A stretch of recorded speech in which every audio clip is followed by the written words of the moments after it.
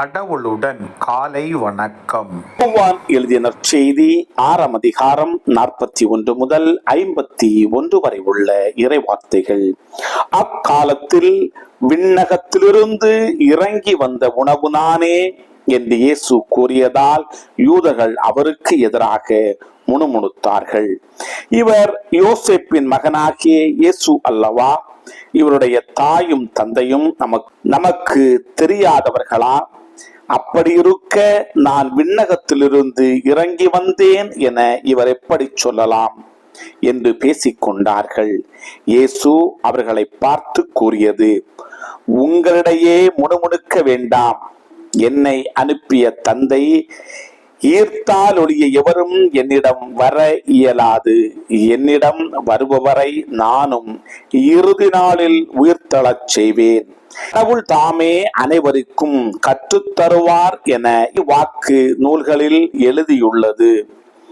தந்தைக்கு செவி சாய்த்து அவரிடமிருந்து கற்றுக்கொண்ட அனைவரும் என்னிடம் வருவர்.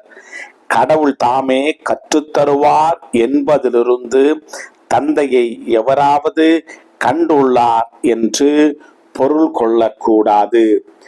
கடவுளிடமிருந்து வந்துள்ளவர் மட்டுமே கடவுளை கண்டுள்ளார். உறுதியாக உங்களுக்கு சொல்லுகிறேன், என்னை நம்புவோர் நிலை வாழ்வை கொண்டுள்ளனர். வாழ்வு தரும் உணவு நானே. உங்கள் முன்னோர் பாலை நிலத்தில் மன்னாவை உண்ட போதிலும் இறந்தனர். உண்பவரை இரவாமல் இருக்க செய்யும் உணவு விண்ணகத்திலிருந்து இறங்கி வந்த இந்த உணவே. விண்ணகத்திலிருந்து இறங்கி வந்த வாழ்வு தரும் உணவு நானே. இந்த உணவை எவராவது உண்டால் அவர் என்றுமே வாழ்வர். எனது சதையை உணவாக கொடுக்கிறேன். அதை உலகு வாழ்வதற்காகவே கொடுக்கிறேன். கிறிஸ்துவின் நற்செய்தி. இந்த நாள் இனிய நாளாக அமைய வாழ்த்துக்கள்.